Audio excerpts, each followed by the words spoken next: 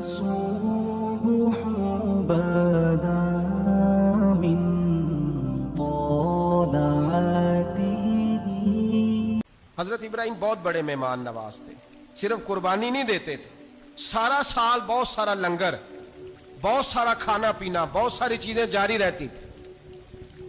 اور جتنے غریب لوگ تھے فلسطین کے، ان کو پتا تھا کہ حضرت ابراہیم علیہ السلام کا لنگر جاری ہے. فلسطین میں جب آپ کا قیام تھا، ایک دفعہ ڈھیروں مہمان آ گئے اور کھانے کو کوئی چیز نہیں.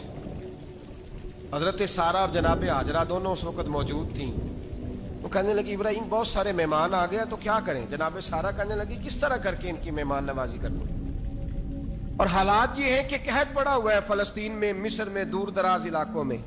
حضرت ابراہیم کہنے لگے یہ اللہ کے مہمان ہیں اور ہمیں رب کریم کا بندہ سمجھ کے آ گئے ہیں، اللہ ہی بندوبست کرے گا. فرمانے لگے میرا مصر میں ایک دوست ہے، وہ قحط کے دنوں میں غلہ جمع کر لیتا ہے، میں اس کی طرف پیغام بھیجتا ہوں، مجھے امید ہے وہاں سے غلہ ملے گا. 2 3 5 اونٹ والے غلام بلائے اور ان کو کہا کہ جاؤ غلہ لے آؤ مصر کے دوست سے.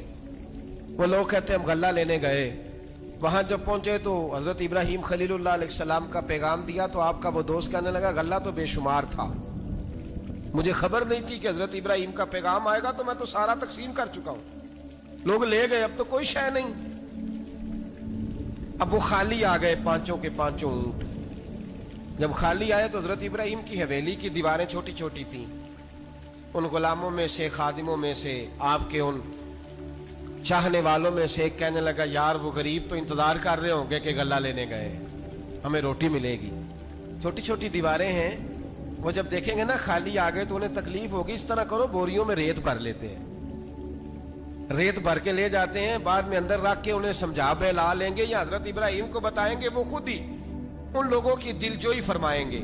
اب غلہ کی جگہ ریت بھر کے اونٹوں پہ رکھ کے لائی گئی. لا کے بوریاں جب رکھ دی گئیں، حضرت ابراہیم علیہ السلام دوپہر کے وقت آرام فرما رہے تھے. بی بی سارہ اٹھی، کہتی ہیں جب میں نے دیکھا نا کہ بوریاں پہنچ گئی ہیں تو گئی، غلام کو ساتھ لیا اور اس کو جب کھولا نا تو کہتی اتنی حسین گندم میں نے پہلے کبھی دیکھی نہیں تھی، اتنا پیارا دانا میں نے کبھی ملاحظہ ہی نہیں کیا تھا. فرماتی ہیں جب اس کو پیس کر چکی میں روٹیاں پکائیں تو خوشبو دور دور تک پھیل گئی، اعلیٰ غذا بنی. بڑے بڑے کھانے بیبیوں نے مل کے پکائے، چن دیے گئے. حضرت ابراہیم اٹھے تو لوگ کھانا کھا رہے ہیں، سجدہ شکر ادا کیا، اور جب سجدے میں گئے تو وحی آنے لگی، پھر رونے لگے. جب پلٹ کر باہر تشریف لائے تو جناب سارہ کہنے لگی ابراہیم تمہارا مصری یار بڑا اچھا ہے، اس نے اتنی اعلیٰ گندم بھیجی ہے کہ اتنی تو میں نے پیاری گندم کبھی دیکھی نہیں. جناب ابراہیم مسکرائے، فرمانے لگی سارہ یہ مصری یار نے نہیں بھیجی، یہ میرے عرشی یار نے بھیجی ہے، یہ میرے عرشی یار نے بھیجی ہے. بھائی مہمان نوازی مزاج تھا، ہاتھ لٹا دینا مزاج تھا، دوسروں کی اشکشوئی مزاج تھا. حضرت ابراہیم علیہ السلام کا طریقہ ہے قربانی، حضور نے ان کا طریقہ بیان کیا.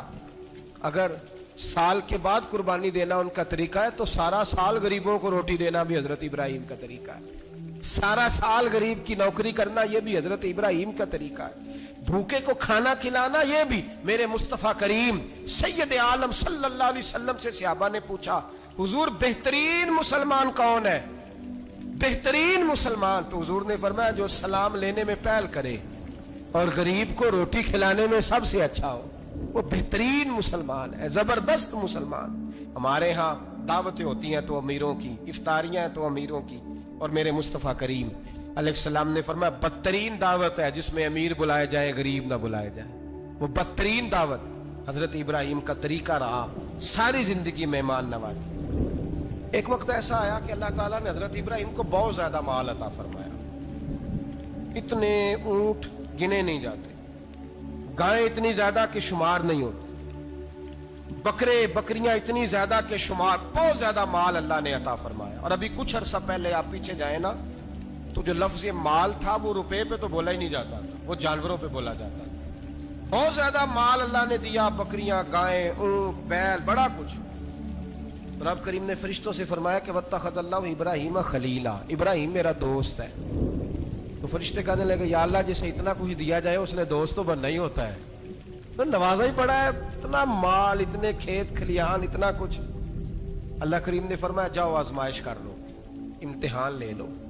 فرشتہ امتحان لینے پہنچ گیا۔ حضرت ابراہیم کے جانور چر رہے ہیں چراگاہ میں، حضرت ابراہیم بھی ہیں، غلام بھی ہیں، بہت بڑا ریوڑ ہے، آپ تشریف فرمائیں۔ ایک فرشتہ آیا تو کھیت میں چھپ کے بیٹھ گیا اور بلند آواز سے کہنے لگا سبحان اللہ والحمد للہ ولا الہ الا اللہ واللہ۔ یہ تسبیح بڑی پسند ہے، محبوب نے ان کی فضیلت بیان کی۔ اب وہ حضرت سیدنا ابراہیم علیہ السلام کھڑے تھے تو وہ کھیت میں بیٹھ کے تسبیح پڑھنے لگا سبحان اللہ والحمد للہ ولا الہ الا اللہ۔ حضرت ابراہیم کہنے لگے یہ میرے رب کا نام کون لے رہا ہے؟ بڑی اس کی میٹھی آواز ہے، بڑی کون ہے؟ ڈھونڈنے لگے، گھومتے گھومتے اس کے پاس چلے گئے، فرشتہ انسانی شکل میں۔ تو میرے رب کا ذکر کر رہا تھا؟ اس نے کہا میں ہی کر رہا تھا۔ فرمانے لگے یار ایک دفعہ پھر نہیں کرتا؟ تو کہنے لگا ابراہیم پہلے تو میں اپنی مرضی سے کر رہا تھا، تو کہتا ہے تو پیسے لگیں گے، پیسے ہیں تو کر دیتا ہوں۔ حضرت ابراہیم کہنے لگے بول تو کیا لے گا؟ میرے اللہ کا ذکر سنانے کا کیا لے گا؟ کہنے لگا جتنی بکریاں آپ چرا رہے ہیں ساری دے دے تو میں اللہ کا ذکر سنا دیتا ہوں۔ آپ نے فرمایا بس جا تیری ساری ہوئی، میرے رب کا ذکر سنا۔ اور پھر شروع ہو گیا سبحان اللہ الحمدللہ ولا الہ الا اللہ واللہ اکبر۔ حضرت ابراہیم علیہ السلام کیف میں یار پھر ذرا سنا، نا علما وچ پھسا سانو، تو یار دی گل سنا سانو، ذرا دوبارہ سنا۔ میں پھر سنایا، ایک دفعہ پھر کہا۔ فرشتہ کہنے لگا بس جی آپ کے پیسے پورے ہو گئے۔ حضرت ابراہیم کہنے لگے چل ایک دفعہ اور سنا۔ کہنے لگا پیسے لگیں گے، تو کیا لے گا؟ کہنے لگا گائیں بھینسیں ساری میری۔ فرمایا بس یار اتنی قیمت، تو سنا صحیح، سارا کچھ ہی تیرا۔ پھر شروع ہو گیا سبحان اللہ والحمدللہ ولا الہ الا اللہ واللہ اکبر۔ گائیں دے دیں، بھینسیں دے دیں، وہ ذکر سناتا ہے۔ حضرت ابراہیم کبھی مچلتے ہیں، کبھی روتے ہیں، کبھی آہیں پڑھتے ہیں۔ تو میرے رب کا نام لے رہا ہے، ذرا پھر سے لے۔ کیف جاری ہے۔ کہنے لگا بس بھائی۔ حضرت ابراہیم فرمانے لگے تو اور لے لے جو لینا ہے، مجھے ذکر سنا۔ اس نے کہا ابراہیم بکریاں میں لے چکا، گائے بھینسیں میں لے چکا، اونٹ رہ گئے، سارے لے لوں گا پھر ذکر سناؤں گا۔ فرمایا جا تیرا ہوا تو ذکر سناتا رہ، میں دیتا ہوں۔ دے دیا، کچھ دیر ذکر کیا تو اب خاموش ہو گیا۔ حضرت ابراہیم خلیل اللہ علیہ السلام فرمانے لگے ذکر سنا۔ کہنے لگا ابراہیم اب تیرے پاس دینے کو کیا ہے؟ ہر چیز تو میں لے چکا۔ آپ فرمانے لگے یہ گائے بھینسیں بکریاں چرانے کے لیے تجھے کوئی نوکر ملازم بھی تو چاہیے نا، تو اس طرح کر مجھے رکھ لے، میں روٹی نہیں مانگوں گا، کھانا نہیں مانگوں گا، تو اللہ کا ذکر سناتا رہنا، میں تیرے جانوروں کی نوکری کرتا رہوں گا۔ حضرت ابراہیم علیہ السلام نے جب یہ کہا نا، فرشتے کی آنکھوں میں آنسو آ گئے۔ تر دامنی پہ شیخ ہماری نہ جائیے، ہم دامن نچوڑ دیں تو فرشتے وضو کریں۔ فرشتہ رو پڑا اور کہنے لگا ابراہیم مجھے سینے سے لگاؤ، آپ واقعی اس قابل ہیں کہ اللہ آپ کو اپنا دوست بنائے، واقعی اس قابل ہے کہ رب آپ کو اپنا۔ حضرت ابراہیم علیہ السلام کا خدا سے محبت کرنے کا نرالا انداز۔ اور میرے بھائی یہی محبت انہیں میرے مصطفیٰ سے بھی تھی۔ ایک نبی گھر بنا رہا ہے، دوسرا بنوا رہا ہے۔ حضرت اسماعیل علیہ السلام پتھر اٹھا کے لا رہے ہیں، جناب ابراہیم بنا رہے ہیں۔ جب خانہ کعبہ بن گیا تو کہنے لگے ربنا وابعث فیہم رسولا، اے اللہ اب اسے بسانے کے لیے اپنا آخری رسول بھی عطا فرما۔ نبی پاک فرماتے ہیں میں دعا ہوں حضرت ابراہیم کی، اور حضرت ابراہیم سے رب کریم نے فرمایا چل ابراہیم کوئی چیز دے، تو کہا یا اللہ تینوں ہی تیرے نام پہ قربان کرتا ہوں، تیری ہوئی ساری، ہر شے تیری۔ حضرت ابراہیم نے دین کے لیے، آپ شہر بابل کے قریب پیدا ہوئے تھے، وہاں سے مصر آئے، مصر سے فلسطین آئے، اور فلسطین سے آ کر کے کعبہ آباد فرمایا۔ زندگی سفروں میں گزری، سفر ایک تکلیف والی چیز ہے، پر حضرت ابراہیم نے وطن چھوڑ دیا، گھر چھوڑ دیا۔ جان بڑی عزیز ہوتی ہے، تو حضرت ابراہیم نے جب دین کے لیے نکلے تو جد و جہد کی، گھر کے اندر بھی گھر کے باہر بھی۔ آپ کے والد کا نام طارق ہے، وہ توحید پرست تھے، ایماندار تھے، پرہیزگار تھے۔ آپ کے چچا کا نام آزر ہے، وہ بت پرست تھے، بت بیچا کرتے تھے۔ حضرت سیدنا ابراہیم علیہ السلام جب میدان عمل میں نکلے تو حضرت ابراہیم علیہ السلام نے اپنے گھر سے جہاد شروع کیا، لڑنا پڑا۔ घर के उसूलों से चचा ने जो रिवाज बनाए हुए थे उस रिवाज से टकराए। फरमाया मैं अपने घर के अंदर ये बुत परस्ती नहीं होने देगा। चचा को एक दफा नहीं बार बार 100 दफा समझाया।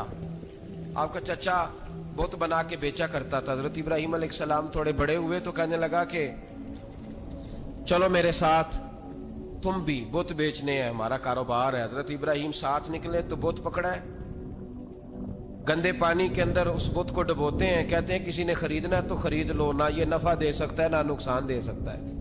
जो अपना आप नहीं बचा सकता तुम्हें क्या बचाएगा, खरीदना है तो खरीद लो। चचा कहने लगा तू कारोबार चमका रहा है कि तबाह कर रहा है। घर में बड़े मामलात खराब हुए, झगड़े हुए, लेकिन हजरत इब्राहिम अलैहिस्सलाम एक मिनट के लिए भी अपने घर के अंदर भी कंप्रोमाइज करने को तैयार। ये थोड़ा मुश्किल मैंने पहलू छेड़ दिया है, ये थोड़ा मुश्किल पहलू छेड़ दिया है। थोड़ा समझदार आदमी है पर बीवी से पर्दा नहीं करा सकता, सियाना है, पंचायत का बंदा है, जो इससे आप कहेंगे वो बात ये सुनाएगा, लेकिन कहता नहीं जी मैंने कोशिश कर ली है। किस किस्म की कोशिश है साहब, कैसे हो गया? हजरत इब्राहिम अलैहिस्सलातो सलाम ने घर के अंदर से फरमाया नहीं करने दूंगा। घर के अंदर भी टकराए, फरमाया तुम जो भी हो पाश पाश किया चचा के उसूलों को। और बाहर जब निकले तो सिर्फ इलाके के चेयरमैन से नहीं टकराए, MP MNA वजीर मुशीर से नहीं टकराए, सुपर पावर नमरूद दुनिया का वाहिद हुक्मरान था उस वक्त, दूसरा कोई हुक्मरान ही नहीं था, अकेले हुक्मरान से जाकर टकराए। कोई साथ फौज नहीं थी, कोई साथ उनके ताकत बज़ाहिर दुनियादारी की कोई नहीं थी, पर हजरत इब्राहिम जाके टकराए। और मेरे रसूल पाक सल्लल्लाहु अलैहि वसल्लम ने सनद बयान की, फरमाया अफदलुल जिहाद कलीमतुल हक इंद सुल्तानिल जाबिर। फरमाया सबसे अफजल जिहाद ये है कि तू जालिम बादशाह के सामने खड़े होकर हक बात बयान कर दे, ये सबसे बड़ा जिहाद है, ये सबसे अफदलुल जिहाद कलीमतुल हक इंद सुल्तानिल जाबिर, सबसे बड़ा जिहाद। हजरत इब्राहिम खड़े हो गए, सुपर पावर से टकराए। यहां हम लोग हिकमतों का शिकार हैं, देखेंगे, करेंगे, सोचेंगे, और मौलवी साहब को वैसे कहते हैं आप परहेज करें सियासी बातों से। भाई अल्लाह के हर नबी ने जाके वक्त के जालिम हुक्मरान को लताड़ा है, ललकारा है, ये तो मिशन अंबिया है। हजरत सैयदना इब्राहिम अलैहिस्सलातो सलाम ने जो उसको जाके कहा कि तू झूठ बोलता है, तू झूठा है, तू खुदाई का दावा करता है, तू बहुत बड़ा जालिम है। और कुरान मजीद ने इस सारी बात को बयान फरमाया। हजरत इब्राहिम अलैहिस्सलातो सलाम से कहने लगा मैं रब हूं, तो आपने फरमाया मेरा रब तो वो है जो जिंदा करता और मारता है। तो फिर आप हक बात बयान करेंगे तो अल्लाह मारेगा कि बंदा मारेगा? कुछ भी नहीं होता, क्योंकि जिंदगी मौत किसके हाथ में है? अल्लाह के हाथ में। जिंदगी मौत अल्लाह, कुछ भी नहीं होता। इंसान सही सिमत का तयन करे और सही सही चले। हजरत अली शेर खुदा से किसी ने कहा था कि आपके बड़ी दुश्मनी है, कोई मुहाफ़िज़ रख लें। आप फरमाने लगे मौत खुद बहुत बड़ी मुहाफ़िज़ है, वक़्त से पहले आती ही नहीं, बड़ी मुहाफ़िज़ है, वक़्त से पहले। अल्लामा नूरानी रहमतुल्लाह ताला अलैह कराची जैसे शहर में रहा करते थे, जहां गांव गांव पे खतरा था। लोगों ने कहा हजरत इतने बड़े लीडर हो, आपकी जमात की 62 सीटें हुई कौमी असेंबली में, एक ऐसा वक्त भी आया तो कोई एक आदमी बंदूक वाला। आप फरमाने लगे मुझे जरूरत ही नहीं, इसलिए कि जिस खुदा रसूल के लिए मैं निकला हूं वो खुद ही हिफाजत करने वाले हैं, जरूरत नहीं इन चीजों। तो भाई हजरत इब्राहिम टकराए, और आपका अंदाज क्या है? जाके कहा कि तू नहीं, खुदा वो है जो जिंदा करता। और उसने एक बेवकूफों जैसी दलील दी। एक आदमी को कल फांसी देनी थी तो उसको बुलाया, कहने लगा तुझे कब फांसी है? उसने कहा कल। कहने लगा जा तुझे आजाद किया, जिंदगी दी, उसको छुट्टी दे दी। एक आम आदमी बेचारा बैठा था, उसको पकड़ के ना कहने लगा इसकी गर्दन उड़ा दो। कहने लगा देख लो मैं भी जिंदा करता और मारता हूं, वो जो कल मरने वाला था मैंने जिंदा कर दिया है, और जिसको पता ही नहीं था कि मैंने मरना है उसे पकड़ के मैंने मार दिया है। ये बेवकूफों जैसी दलील है। हजरत सैयदना इब्राहिम अलैहिस्सलातो सलाम चाहते तो उसी वक्त दलील तोड़ देते कि तू क्या बेवकूफों जैसी बात कर रहा है, अगर तू जिंदगी देता है तो मरे हुए में जान डाल के दे जिसको तूने मारा है। लेकिन हजरत इब्राहिम ने देखा कि बेवकूफ है, बेवकूफों से बहस नहीं होती, दलील बदल ली जाती है, उनकी अकल के मुताबिक बात की जाती है। हजरत इब्राहिम फरमाने लगे میرا رب وہ ہے جو سورج مشرق سے نکالتا ہے اور مغرب میں غروب کرتا ہے. تو اگر رب ہے تو مغرب سے نکال کے مشرق میں غروب کر. فبہت الذی کفر, کافر لاجواب ہو گیا, اس کے پاس اس چیز کا کوئی جواب نہیں تھا. علامہ اسماعیل حقی نے خوبصورت فقرہ لکھا ہے, خوبصورت جان ڈال دی ایک جملہ کہہ کے. حضرت سیدنا علامہ اسماعیل حقی رحمت اللہ علیہ فرمانے لگے چونکہ نمرود بیوقوفوں جیسی باتیں کر رہا تھا, اگر وہ یہ کہہ دیتا نا کہ میں سورج کو نکالتا ہوں مشرق سے, میں غروب کرتا ہوں معاذ اللہ مغرب میں نکالتا ہوں, تو آپ اپنے رب سے کہیے کہ وہ مغرب سے نکال کے مشرق میں غروب کرے. علامہ اسماعیل حقی فرماتے ہیں رب کریم کی آواز قدرت تھی, مالک حضرت ابراہیم علیہ السلام کے اس, اگر وہ کہہ دیتا اور حضرت ابراہیم دعا کر دیتے تو رب کریم نے فرشتوں کو تیار بٹھایا ہوا تھا.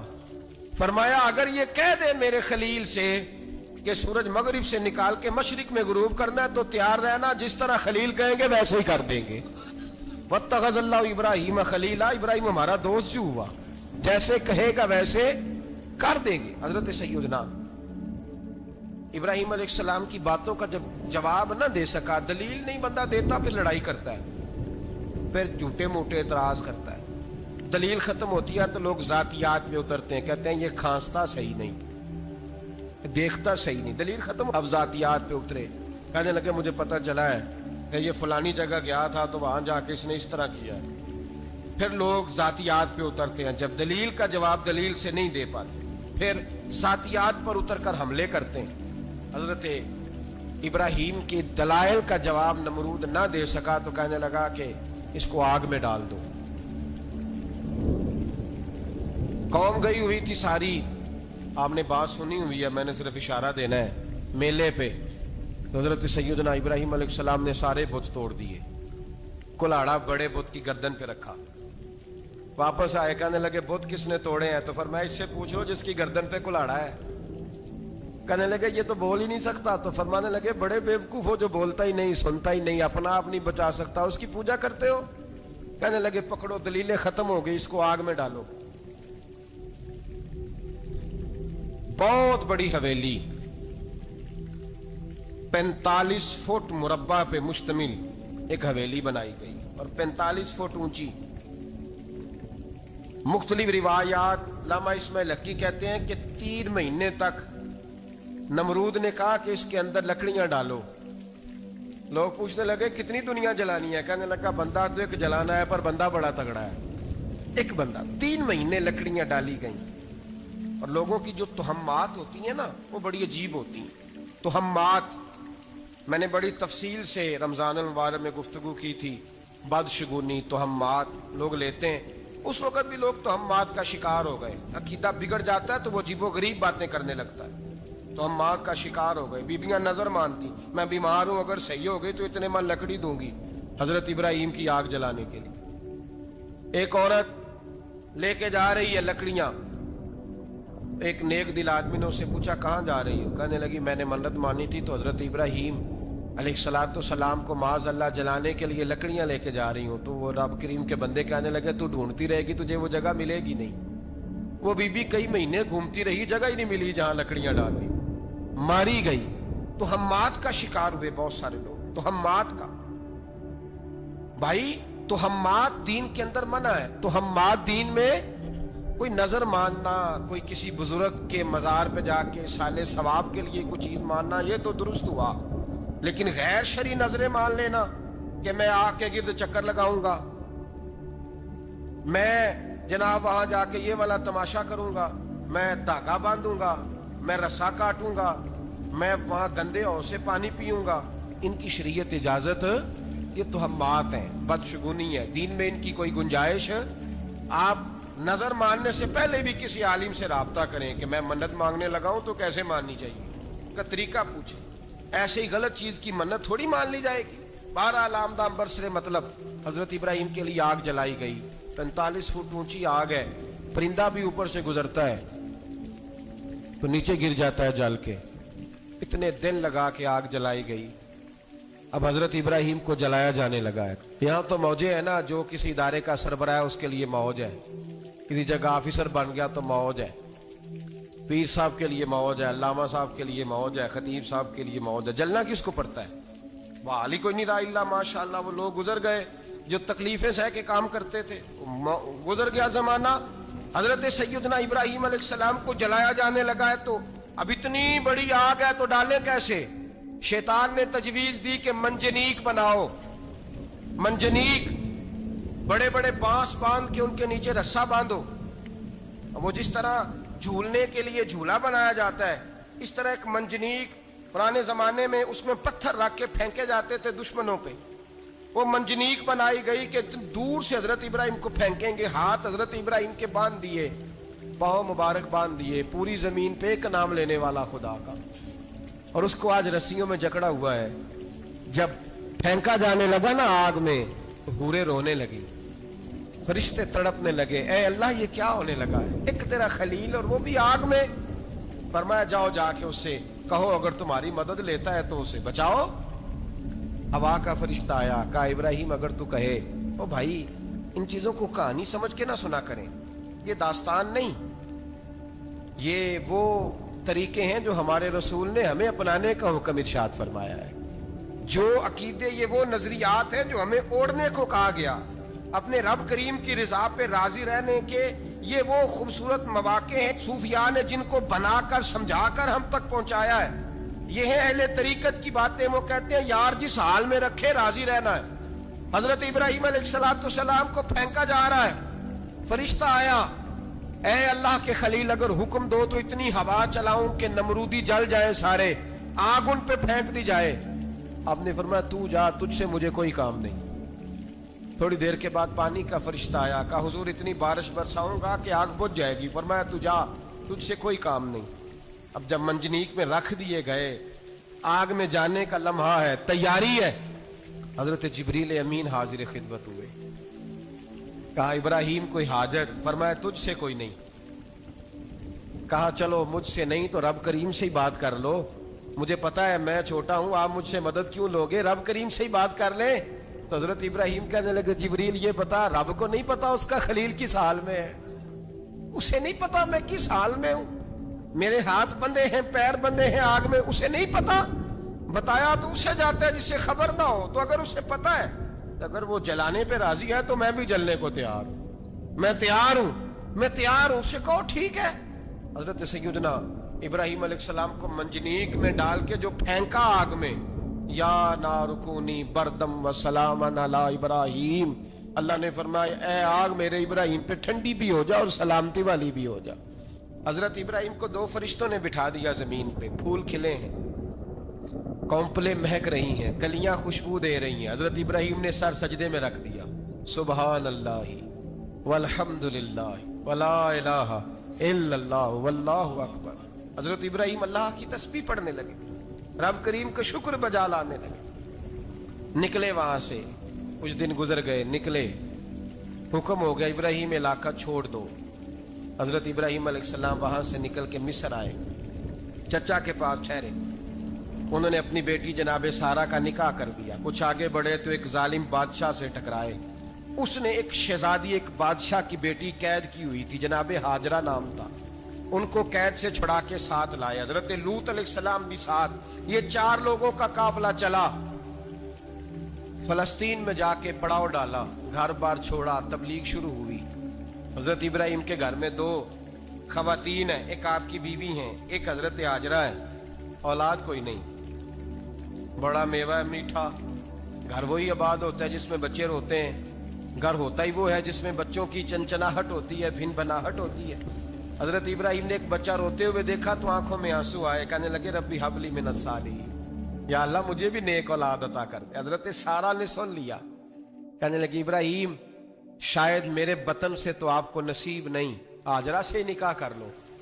جناب ہاجرہ سے نکاح ہوا. اللہ تو بڑا بے نیاز ہے, رب کریم نے حضرت اسماعیل جیسا خوبصورت بیٹا عطا فرمایا.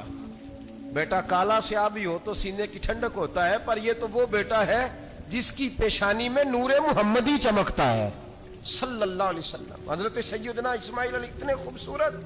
اب جس بیوی کے ہاں بیٹا تھا, بیٹھنا اٹھنا بھی زیادہ اس کے پاس, آنا جانا بھی اس کے پاس, توجہ ادھر ہو گئی. جناب سارا رشک کرنے لگی. ایک دن کہنے لگی اسے چھوڑا جنگل میں, وادی غیر ذی زرع, مکے کے پاس. بھائی ایک بیٹا عالم دین بنا لو. کہنے لگا روٹی کہاں سے کھائے گا؟ تیرے 5 بیٹے ہیں, کو حافظ قرآن بنا, کہتے روٹی کہاں سے کھائے گا؟ وہ بچہ بھی کہتا ہے میں کہاں سے کھاؤں گا. حضرت ابراہیم علیہ السلام تو چند مہینے کا بچہ چھوڑ آئے, تو کہاں سے روٹی کھائی حضرت اسماعیل نے؟ کہاں سے کھائی ان کی اماں نے روٹی؟ بھوکے مر جاتے ہیں یہ سارے. میں بڑی ذمہ داری سے کہا کرتا ہوں کہ جتنی خوبصورت روٹی اللہ کریم دین کے خادموں کو عطا کرتا ہے شاید کسی اور کے نصیب ہوتی ہو, لیکن ہم لوگ توجہ ہی نہیں کر رہے. ہمارا ذوق ہی نہیں بن رہا, ہم یہ محنت ہی نہیں کر رہے کہ قوم کو مستند علماء کی ضرورت ہے. علاقوں کے علاقے خالی ہیں, ادھر ہمارا مزاج ہی نہیں بن رہا, توجہ ہی نہیں دین کی خاطر. اور پھر چلے بچے تو بات کی بات ہے نا, جو ابھی خود جوان ہے وہ بھی تو یہ دعا. ایک صاحب مجھے کہنے لگے میں دعا مانگ رہا ہوں اللہ مجھے بیٹا دے تو میں اسے دین پہ لگاؤں گا. تو میں نے کہا آپ بھی بوڑھے نہیں ہوئے, آپ خود ہی لگ جائیں. بیٹا تو ابھی آئے گا تو لگے گا نا, تو آپ تو اس وقت ہے تو آپ تو پہلے لگے نا صاحب. 2 گھنٹے تو نکال کے آئے, دین سیکھنے کو کافی ہے. آپ اتنی لمبی سوچ رہے ہیں کہ بچہ آئے گا تو بڑا ہوگا تو وہ جائے گا تو دیکھی جائے گی. ابھی تو آپ ہیں تو آپ تو آؤ. حضرت ابراہیم نے بچہ وہاں چھوڑا. یہاں سے جو عمرہ کرنے لوگ جاتے ہیں نا, جو حج کرنے جاتے ہیں, ان کو پتا ہے کہ وہاں دنیا کی ہر نعمت ملتی ہے, پھر بھی ڈبل ٹرپل پیسے لوگ جیبوں میں ڈال کے جاتے ہیں. حضرت ابراہیم جب وہاں لے کے گئے تو کوئی انسان نہیں تھا, پانی کا قطرہ نہیں تھا. 2 کلو کھجوریں, ایک مشکیزہ, بیوی کو تھمایا. ہمارے گھر میں ہزاروں چیزیں پڑی ہیں, لیکن وہ جو توکل ہے نا وہ ختم ہو گیا ہے. اللہ دے گا, حلال حلال پہ قناعت کرے, جائز جائز پہ بھروسہ کرے, رب کریم عطا کرنے والا ہے, وہ مزاج ختم ہو گیا. حضرت سیدنا ابراہیم علیہ السلام 2 کلو کھجوریں, ایک مشکیزہ پانی کا دے کر کے, اور وہاں بٹھایا آپ نے اپنے بچے کو اور اپنی زوجہ جناب ہاجرہ کو, اور بٹھا کر کے واپس پلٹنے لگے تو حضرت ہاجرہ سلام اللہ علیہ نے آواز دی, کہا ابراہیم کس کے سہارے پہ چھوڑ کے جا رہے ہیں؟ جہاں آب زمزم کا کنواں ہے نا, جو لوگ گئے ہیں جنہوں نے صفا مروہ کی صحیح کی ہے, صفا مروہ سے باہر نکلے نا, سرکار کی ولادت کا مقام ہے, اس جگہ پہ آب زمزم کا کنواں تھا. وہاں حضرت سیدنا ہاجرہ کو بٹھایا. کوئی چیز نہیں, کوئی درخت نہیں, کوئی کھیت نہیں, کوئی پانی نہیں, کوئی کنواں نہیں. وہاں بٹھایا اور بٹھا کر کے نکلنے لگے تو جناب ہاجرہ فرمانے لگی ابراہیم کس کے سہارے پہ چھوڑ کے جا رہے ہو؟ کہنے لگے اللہ کے سہارے پہ. تو پاک باز بی بی نے ایک لفظ پوچھا, کہا ابراہیم یہ میرے رب کا حکم ہے, یہ میرے, بس جن کا عقیدہ توحید مضبوط ہو ان کے لیے ایک جملہ کافی ہوتا ہے, یہ میرے اللہ کا حکم ہے. تو جناب ابراہیم علیہ السلام فرمانے لگے ہاجرہ ہاں رب کا حکم ہے. جب یہ لفظ کہے تو چاہیے تھا نا حضرت ابراہیم تسلی دیتے, تو بی بی صاحبہ تسلی دینے لگی. عرض کرنے لگی ابراہیم اگر اللہ کا حکم ہے تو پھر آپ ہماری فکر نہ کرنا, اگر یہ رب کا حکم ہے تو پھر ہماری فکر نہ کرنا.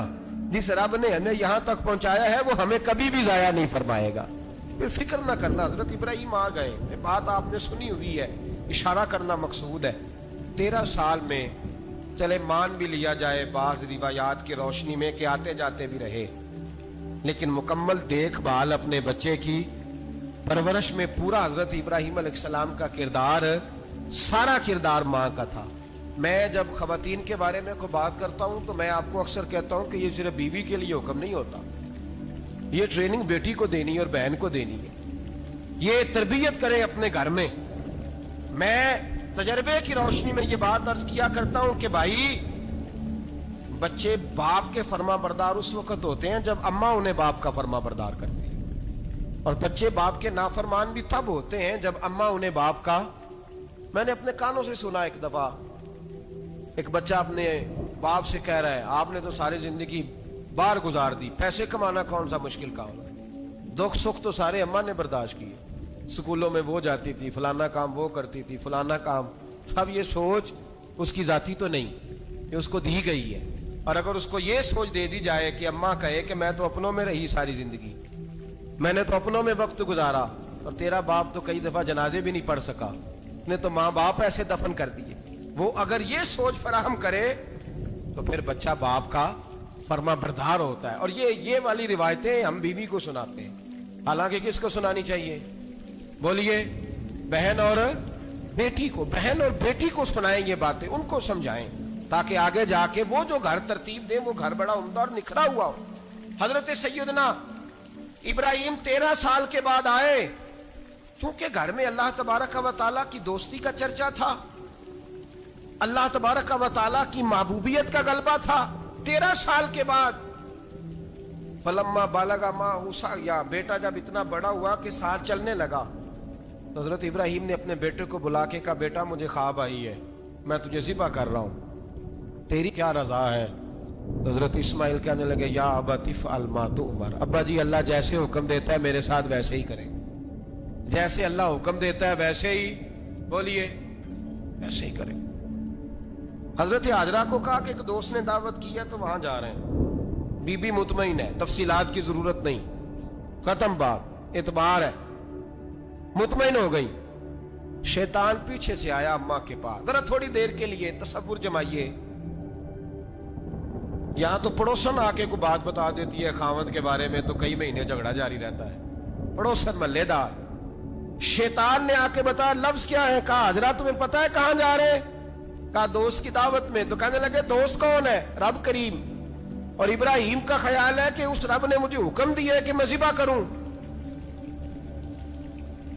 تو حضرت حاجرہ کہنے لگی کبھی باپ بھی بیٹا ذبح کرتے ہیں؟ شیطان کہنے لگا ان کا خیال ہے کہ ان کے رب نے حکم دیا ہے. جناب حاجرہ فرمانے لگی اگر رب نے حکم دیا تو پھر تو مجھے شیطان لگتا ہے, تو مجھے شیطان لگتا ہے. کا کیا مطلب؟ فرمانے لگی اگر رب کریم کا حکم ہے تو میرے پاس ایک اسماعیل ہے, اگر 1000 بھی ہوتے میں سارے اللہ کے راستے میں پیش کر دے دیتی. مالک کا ہی تو ہے سارا کچھ, اسی کا ہے, اس میں لیت اللہ کی کیا گنجائش؟ حضرت سیدنا ابراہیم علیہ الصلوۃ والسلام نے بیٹے کے حلق پہ چھری رکھ بھی دی اور چھری چلا بھی دی, رکھ بھی دی, اور وہ تو اللہ کریم نے فرمایا یا ابراہیم قد صدقت الرؤیا, ابراہیم تو نے خواب سچا کر دکھایا, وہ قیامت تک تیرا نام رہے گا. حضرت ابراہیم نے وطن بھی دیا, جان بھی دی, بیٹا بھی, اللہ کریم نے دمبے دیے, فرمایا یہ فدیہ ہے. اب یہ قربانی قیامت تک حضرت ابراہیم کے طریقے کے مطابق جاری ہے. حضرت ابراہیم بہت بڑے مہمان نواز تھے, بہت بڑے. آپ جب مصر میں قیام تھا تو بڑے بڑے لمبے چوڑے لنگر پکتے تھے, لوگ آیا جایا کرتے تھے, بڑا تفصیل کے ساتھ کھانا ہوتا تھا. مہمان نوازی آپ کی خاص صفت مبارکہ ہے. ہمارے ہاں بھی مہمان نوازی ہوتی ہے امیروں کی, بلکہ اب تو مہمان نوازی اس طرح کی ہے کہ کل تیری میرے پاس دعوت ہے اور پرسوں میری تیرے پاس ہے. وہی امیروں میں وہ چکر رہتا ہے, پارٹیاں دوست ایک دوسرے کو ڈالتے ہیں, تیری طرف پارٹی تیری طرف, اور اسی انداز میں اب یہ عید آئے گی نا, ٹکا پارٹیاں ہوں گی جگہ جگہ, اور لوگ سوال پوچھنے لگے ابھی سے, کہتے ہیں قربانی کا کتنا گوشت گھر رکھنا جائز ہے, قربانی کا کتنا گوشت گھر رکھنا جائز ہے؟ سارا ہی جی, ہاں, اس لیے فریزر لے لے, فریج سے نہیں کام چلے گا, سارا ہی جائز گھر رکھنا, سارا ہی جائز ہے, رکھ لیں. او خدا کے بندے, قربانی وہ بندہ دیتا ہے جو سارا سال ہی گوشت کھاتا ہے. صحیح کہہ رہا ہوں؟ قربانی صاحب نصاب, صاحب استطاعت بندہ دیتا ہے نا, تو وہ سارا سال ہی گوشت, تو سارا گھر میں رکھنا بھی جائز ہے, لیکن سارا دے دینا بھی. تو جو آ رہی ہے اس پہ کیوں توجہ کرتے ہو, جو دوسرا جائز ہے اس پہ کیوں نہیں عمل کرتے؟ سارا تقسیم کر دیں, بات ختم ہوئی. یقین کریں محرم میں جا کے دوست ٹیلی فون کر کے سوال پوچھتے ہیں, کہتے ہیں صاحب سنا ہے قربانی کا گوشت محرم میں کھانا جائز نہیں. میں کہ نہیں, ربیع الاول چ بھی جائز جی, رجب رمضان تک کھاؤ, کوئی بندہ نہیں منع کرتا, اس لیے کہ کسی کو دینا تو پسند ہی نہیں. یا پھر اس میں سے جو خاص چیزیں ہیں وہ اپنی فریج میں, اور باقی جو ہے وہ دوسروں کے لیے. یہ کیا طریقہ ہے ہمارا, اور اسی پہ عمل ہے. اللہ تبارک و تعالی ہمیں سمجھنے کی توفیق عطا فرمائے. یہ قربانی حضرت ابراہیم کا طریقہ ہے. حضور نے اگرچہ نبی پاک کی اپنی سنت تھی, یہ بھی کہہ سکتے تھے سنتی و سنت ابیکم ابراہیم, میری سنت ہے اور تمہارے باپ ابراہیم کی سنت ہے. یہ نہیں فرمایا. جب صحابہ نے کہا قربانی کیا ہے, فرمایا سنت ابیکم ابراہیم, یہ تمہارے باپ ابراہیم کی سنت ہے. ہر صاحب نصاب پر قربانی واجب ہے. جو زکوٰۃ کا نصاب رکھتا ہو اس پر قربانی واجب ہے، یعنی ضروریات سے زیادہ اتنے پیسے جتنے پیسوں سے زکوٰۃ فرض ہوتی ہے اتنے پیسے جس آدمی کے پاس قربانی سے پہلے پہلے آ جائیں اس آدمی پر قربانی کرنا واجب ہے۔ بکرا، چھترا، دمبا 1 سال کا یا دمبا 6 مہینے کا ہو پر اتنا بڑا محسوس ہوتا ہو کہ لگے کہ 1 سال کا ہے، اس کی قربانی ہو سکتی ہے۔ جانور میں کوئی عیب نہیں ہونا چاہیے، اتنا کمزور نہ ہو کہ ذبح جہاں اسے کرنا ہے وہاں وہ چل کے جا نہ سکے، اتنا کمزور جانور نہ ہو، اس کے اندر بظاہر کوئی اتنا بڑا نقص نہ پایا جاتا ہو، کانا نہ ہو، لنگڑا نہ ہو، کوئی اس کی ہاتھ نہ کٹے ہوئے ہوں، ایسا نقص جو واضح ہو۔ بکرا 1 سال کا، گائیں اور بھینس یہ 2 سال کی، اونٹ 5 سال کا۔ اب اس میں یہ ہے کہ ہمارے بہت سارے دوست چونکہ ہم دیہاتی لوگ ہیں تو پوچھتے ہیں کہ دوندا نہیں ہے تو چوگا نہیں ہے، تو یہ ہماری پنجابی کی اصطلاحات ہیں، پنجابی کی۔ شریعت اسلامیہ نے سال بتائے ہیں، یہ تو ہم نے اپنی آسانی کے لیے یا دیہاتوں میں جو ماحول تھا اس طرح کا جانور لیں، خوبصورت جانور لیں۔ جو نصاب ہے وہ بھی میں نے آپ کو بتایا، لیکن ایک اور پہلو بھی ہے۔ نبی پاک صلی اللہ علیہ وسلم پہ زکوٰۃ کا بھی فرض نہیں ہوئی، کبھی حضور پہ زکوٰۃ فرض نہیں ہوئی۔ نبی پاک صلی اللہ علیہ وسلم کے پاس اتنا سرمایہ کبھی اکٹھا ہوا ہی نہیں کہ زکوٰۃ فرض ہو، لیکن نبی پاک کے صحابہ فرماتے ہیں کہ مدینے کے 10 سالوں میں اللہ کے رسول نے ہر سال قربانی فرمائی ہے، ہر سال قربانی دی۔ اور جس سال حضور حج کرنے گئے اس سال اللہ کے نبی نے 63 اونٹ ذبح فرمائے، اور حضور صلی اللہ علیہ وسلم جب اونٹ ذبح کرنے لگتے نا تو صحابہ کہتے ہیں اونٹ خود دوڑ کے حضور کے سامنے آ کے لیٹ جاتا، اور نبی پاک اسے ذبح کرتے اور فرماتے ہیں ایک دوسرے کو دھکے دیتے اونٹ کے، پہلے میں نے جانا ہے ذبح ہونے کے لیے، پہلے میں نے، انہیں پتا تھا کہ جو مصطفیٰ کے ہاتھوں ذبح ہوگا وہ تو دائمی زندگی پا جائے گا، یہاں بھی وہاں بھی زندہ۔ 63 اونٹ ذبح کیے، ایک اونٹ میں کتنی قربانیاں ہوتی ہیں؟ 7۔ اب 63 کو 7 سے ضرب دو گے تو کتنی بنے گی؟ اور پھر نبی پاک صلی اللہ علیہ وسلم نے 10 سال مدینہ منورہ میں قربانی دی، ہر سال۔ اب وہ 63 اونٹ، ایک اونٹ میں 7 قربانیاں، ہر سال یہاں قربانی۔ اور مولا علی شیر خدا فرماتے ہیں نبی پاک 2 قربانیاں دیتے۔ میں نے کہا حضور 2 جانور ذبح کر رہے ہیں آپ، تو حضور نے فرمایا ایک میری طرف سے، ایک میری امت کی طرف سے، غریبوں کی طرف سے۔ اور حضرت علی کو حضور نے وصیت فرمائی تو 2 دیا کرے گا۔ یا رسول اللہ صلی اللہ علیہ وسلم میں غلام ہوں، خادم ہوں۔ حضور نے فرمایا علی ایک تو نے اپنی دینی ہے، ایک میری طرف سے دینی ہے۔ 2 قربانیاں۔ مولا علی نے بھی ساری زندگی 2 قربانیاں دی۔ حضرت علی بھی مال کے نصاب نہیں تھے، اپنا مکان ہی نہیں تھا، کوئی کاروبار نہیں تھا، کئی دن فاقے رہتے تھے، پر قربانیاں کتنی دیتے تھے؟ 2۔ ہمارے پاس ویسے اگر سسرال میں، میکے میں، کزنوں میں کچھ شادی ہو جائے تو 50-60 ہزار کا خرچہ برابر ہے، وہ پکا ہے۔ اور قربانی کی باری غریب ہو گئے، سارے غریب ہو گئے، کہتے نہیں یہاں مشکل ہے۔ او خدا کے بندے، اللہ کے ساتھ تجارت کر، اس کے رستے میں 1 دے گا، رب تجھے 70 گنا اضافہ کے ساتھ عطا فرمائے گا۔ قربانی مال کے نصاب پہ ہے۔ کوشش کیا کریں کہ اللہ کے رستے میں جب دینا ہو پھر لیت اللہ سے بچیں، خوبصورت جانور لائیں۔ جن کو اللہ نے توفیق دی ہے ان کے لیے نصیحت ہے، جن کو اللہ نے توفیق دی۔ میں نے اپنے حضرت صاحب کو دیکھا ہے، وہ کہتے تھے کئی جانور اللہ نے بڑا نوازا ہے، کہتے ایک میرا ہے، ایک میرے ماں کا، ایک میرے باپ کا ہے، ایک میرے فلاں استاد صاحب کا، ایک میرے پیر صاحب کا ہے۔ یہ جانور غوث اعظم جیلانی کا نام کا دے رہا ہوں۔ اور پھر ایک بڑا خوبصورت جانور بندھا ہوتا اور حضرت خود ان کو چارہ ڈال رہے ہوتے، تو حضور یہ کیا ہے؟ فرمانے لگے یہ میں رسول اللہ کے نام پہ قربان کروں، یہ نبی پاک کے نام پر قربان کیا جائے گا۔ جن کو اللہ نے حیثیت دی ہے وہ کوشش کریں اپنے محبوب کی طرف سے بھی قربانی کریں، نبی پاک کے نام کی قربانی دے، خوبصورت سا جانور پیارا، پھر اس کی خدمت ہو، پھر اس کی قربانی دی جائے، اور نبی پاک کے نام پر قربانی دی جائے۔ حضور نے خود وصیت فرمائی حضرت ابو بکر صدیق کو، قربانی بڑا حسین عمل ہے، اور میرے نبی پاک صلی اللہ علیہ وسلم نے ناراضگی بھی فرمائی، ذرا خوگر حمد سے تھوڑا سا گلا بھی سن لے۔ میرے حبیب نے فرمایا جو طاقت کے باوجود قربانی نہ کرے وہ ہماری عیدگاہ میں عید کی نماز پڑھنے نہ آئے، وہ نہ آئے۔ اور یا رسول اللہ جو کرے گا، فرمایا قربانی کے جانور کا خون کا قطرہ بعد میں زمین پہ گرے گا، اللہ اس کے سارے گناہ پہلے معاف فرما دے گا، اللہ اس کے سارے گناہوں کو بخشے گا۔ قربانی کریں، खूबसूरत अंदाज में करें, अल्लाह की रजा के लिए। बुजुर्गों ने लिखा है 3 हिस्से करो गोश्त के, एक घर में रखो, एक रिश्तेदारों में बांटो, पड़ोसियों में बांटो, और तीसरा फकत गरीबों को दो।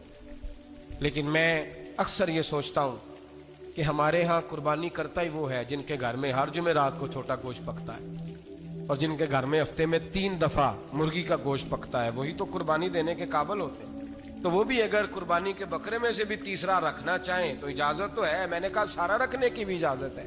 लेकिन अगर आप मेहरबानी करें, कोशिश करें कि यार हम तो सारा साल ही खाते हैं, और हमारे यहाँ जो गोश्त तकसीम होता है ना, वो भी बारी लगी हुई है। उधर से प्लेट आई थी गोश्त की तो इधर से भर के चली गई। भाई उसने की है, उसको बार बार गोश्त देने का क्या मतलब है? आप ये देखें अजीजों में, रिश्तेदारों में, और मैं अगर थोड़ा सा आपकी तवज्जो कराने में कामयाब हो जाऊं तो सफेद पोश लोगों को देखें। कुछ सफेद पोश हैं, सफेद पोश जिनके ऊपर कर्जे हैं, बीमारियों ने जकड़ लिया है, घर में बड़े बड़े सख्त मरीज आ गए हैं। सफेद पोश पहले दिया करते थे, आप उनसे पूछते हैं साहब कुर्बानी, तो बात को टालते हैं। वो कहते हैं सोच रहा हूं कोई हिस्सा उस्सा डाल जाए, पर्दा पोशी करते हैं, कहते हैं कहीं हिस्सा रखा हुआ, पर्दा पोश। अक्सर वो लोग कुर्बानी नहीं दे पाते, अक्सर दिया करते थे अब नहीं दे पा रहे। क्यों? इसलिए कि मुश्किलात ऐसी आ गई। उन लोगों का ख्याल करें, उनके घरों तक गोश्त पहुंचा के आए, उन पर तवज्जो करें। वो सफेद पोश आदमी कभी जिक्र नहीं करेगा। कुछ तो ऐसे हैं जो खुद पहुंच जाते हैं कि हमें गोश्त दिया जाए, लेकिन कुछ सफेद पोश हैं, ला यसअलून अन्नास इल्हाफा। अल्लाह फरमाते कुछ लोग लिपट लिपट के सवाल नहीं करते, सफेद पोशी का भरम रखते हैं, का मिजाज नहीं।